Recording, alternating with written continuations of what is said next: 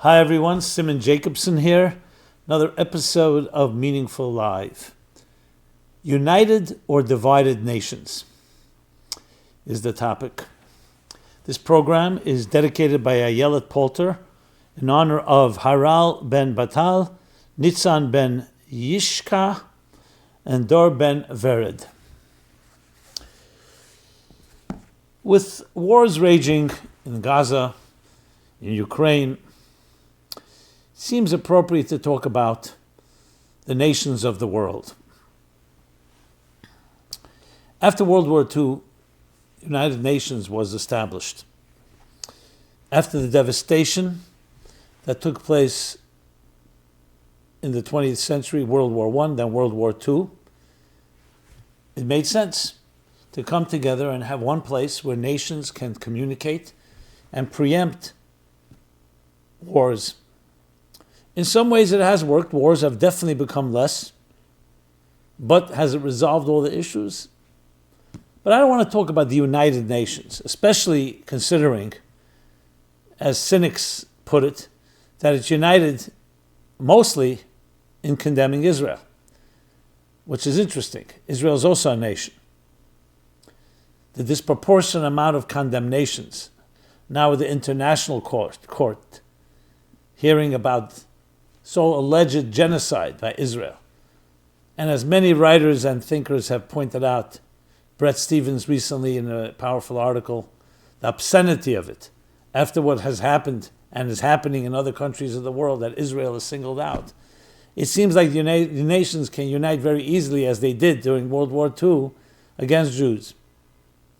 But that's not the per se the discussion that I want to have, though it deserves a discussion, but it does touch upon it. Because from the beginning of time, nations and countries have been pitted against each other. I mean, we are a history of wars. It's interesting in the prophecy, one of the greatest prophecies in the book of Isaiah and other of the prophets, they talk about a time where one nation will no longer wage war against another. They will not lift up a sword. As a matter of fact, the United Nations across the street has the verse from Isaiah that they shall turn swords into plowshares. That all the nations of the world will remain diverse, but they'll all be united. So, what does it really take to create harmony within diversity like that? And I speak now from a Jewish perspective in the sense, because the Jewish people are a nation that has been here probably longer than any other. And we have always prayed and aspired to finding that medium, that healthy medium, the balance of peaceful nations living side by side. As I said, it has gotten better. But still, what is the ultimate formula? To have united nations versus divided nations. So really it comes down to, let's think of it on a microcosmic level, on individuals. No two people are alike. No two people have the same opinion. And yet you can find the harmony within diversity. You can find diverse people, and yet they coexist. More than they coexist. They actually complement each other. Take nature. Nature has more organisms and more cells and more diversity than anything. And yet in a healthy balance, they all work together in one symbiotic, synergetic flow. Take the human body. There are close to 75 trillion cells, and thousands of different systems. And if you did not know they work together, you would never believe they can join. And yet they work together in a healthy body in this harmonious fashion. On a man-made level, take an orchestra. An orchestra could have a 100-piece orchestra, different instruments, different musicians. When properly balanced, it creates not just beauty, beautiful music. At the same time, that same diversity can turn into divisiveness and to discord and even to conflict and war itself. So it's clearly not the diversity that creates conflict. There's some other factor, an invisible factor. So let's dissect the word synergy. Synergy means different forces at work, and altogether, cumulatively, it's more than the sum of the parts. Classic example would be the letters in a word. Take the word blessing. It's made up of B-L-E-S-S-I-N-G. Many different letters. On their own, each letter has its own meaning and can be placed in other words. But when they're put together, it creates a concept that's more than the letters and the sum of the parts. You have a blessing. Blessing is more than just a B plus an L plus an E plus an S and an S. In this case, also an I and G. That's synergy. Synergy is two people lifting a weight that is more than they can lift separately. What does that mean? If one person can lift 100 pounds, another person can lift 100 pounds, you think together they can lift 200. No, they can lift something like 210 pounds. Where's that extra strength coming from? The synergy. So there's some accumulative energy that happens when things come together that they support and help each other. As I said before, the human body is not just the sum of the parts. There's something more powerful. So the Kabbalists and the mystics, they call it the third path. The third path that is like the mediator, the harmonizer between two forces. Beauty, by definition, is made up of diversity. When you say a beautiful face, you don't just mean a beautiful nose or eyes or complexion or ears. It's some combination of all of them together that creates what we call beauty. Which means there's always the possibility of the opposite. One color is never beautiful. You can have a beautiful color blue, beautiful red. Beauty is when red, blue, and green and many other colors mix together and you have this composite, you have this mosaic, the harmony within diversity. So it's interesting. As soon as you have more than one color, you also have potential chaos. As I said, diversity can go the other way. Imagine you don't have an orchestra that's coordinated with one conductor. Imagine the colors are not being mixed properly. It'll actually be grating on our ears if we heard many musical notes not played in the right order. On the other hand, played in the right order, it's harmony. So essentially, beauty and chaos are two ends of the same spectrum. One is diversity that's balanced, the other is a diversity that conflicts with each other. In the Kabbalistic model, you have the world called Tohu, many intense forces, but they can't work with each other. Think of it, a bunch of geniuses put together, and one does not tolerate the other, precisely because of their intensity and their genius. And then you have diversity that works together, a team, real teamwork. I'm always amazed when you see the credits at the end of a film. Thousands of names. How easy is it for egos to clash? How many projects fall apart before they end up happening? So it's quite a miracle to have so many different talents, but they come together and they create one beautiful film. The same thing with a good book. So now to take it back to the macrocosm, human beings are exactly the same way. The difference is musical notes don't have free will. You're not going to have musical notes jumping off the musical sheet, a music sheet, and doing their own thing. Human beings, their diversity can lead them to have different agendas. And then when you add into the equation control and power and greed, there you have. You have all the ingredients that will lead to potential discord or worse. On the other hand, if there's that invisible energy, and we'll introduce the word bittul. Bittul is a word in Hebrew that is like a type of suspension of self, of your own strong ego and identity, allowing room for the synergy, allowing room for others in. And together, that creates what we call true unity. Unity is not singularity. It's not that everything is a clone. It's the harmony within diversity. And this is what we have always aspired to. You know, some people wonder, is there an inherent animosity between nations among each other? You see throughout history nations that really were blood enemies. They were arch enemies of each other. Take the Jewish people, there are those that hated Jews and still do. So you would think that inherent to the diversity of nations would be battle and war. Maybe some coexistence if it serves everybody's mutual interest. So I'm here to tell you that's not the case. When you introduce a force that's higher than the diversity, a unifying force that says that we need each of you differently, but together we have a cause that's greater than each of our own agendas, that's when you achieve the magic of true beauty, the magic of unity. So unity is about taking many different pieces and joining them together in one, like a puzzle, which each piece complementing and supporting the other. And each piece indispensable, while also needing the others for its completion. Can we teach human beings to have that attitude? Only one way. When you get yourself out of the way. You get your agenda out of the way. Fine, you have your interests. The other also has interests. Now we have to go to a place that transcends our interests while also permeating them, while also infusing them with that higher sense of purpose, which is what the secret of all harmony is, the harmony of the human body, of nature, of everything we spoke about before.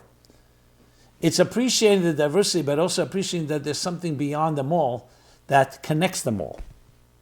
That's why you need a conductor of an orchestra. I used to always wonder, these are great musicians. They have musical notes. They're all reading the same notes. Why can't they just manage? And I was told, you can tell. Can they play even without a conductor? They could, but there'll be things missing. The conductor is that outside force that coordinates all the different details and makes sure it's seamless. So this is what we aspire to. We don't aspire to war. Even if you have strong opinions, even if you have a strong belief system, religious wars can be very, very destructive because they're in the name of religion, in the name of God. So even when you have strong ideologies, one thing is stronger than the ideology, and that is the connection to the purpose of it all. Don't be married just to your ideology, as powerful it is. The ultimate ideology, that we're all created equal. And we all have a unique role, and what your role has to, and the role you have to play, only you can. Only you and only you can accomplish your part of this. So everyone needs you, and you need everyone else. But that requires a measure of humility and modesty and suspension of your own defined parameters, and especially inflexible ones. The ability to go beyond that and recognize that there's a bigger picture here. And that bigger picture requires and needs every component. It's sad when you see war, when you see people who officially should all be wanting peace because peace is good for their families. And yet something becomes more important, the hatred, which I talked about in the last programs. The hatred. You hate your enemy more than you love your family. And to the point that you compromise, you end up hurting the people you love most. How heartbreaking is that?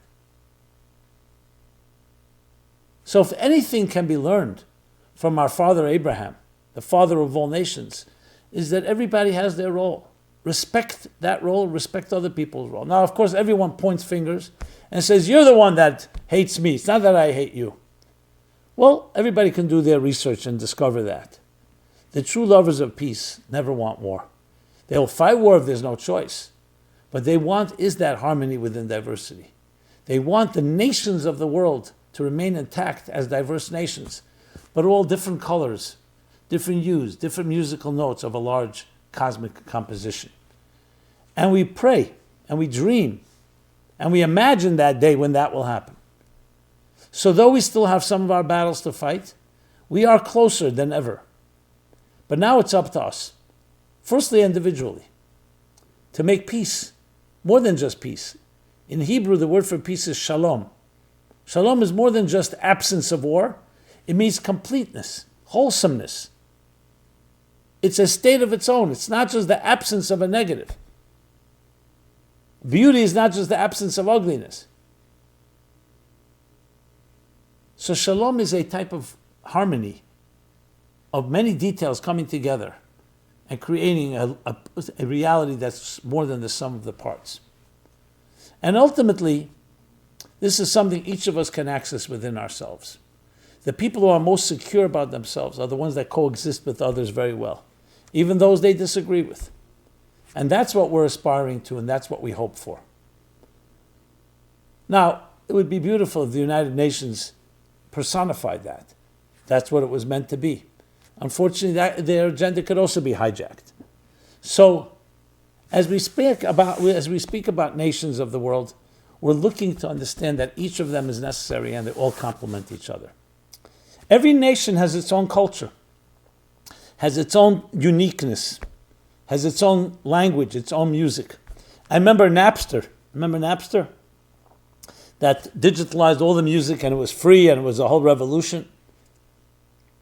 So I remember when Napster opened up that music, I, in my own intrigue, went and downloaded songs from every country that I was able to get my hands on.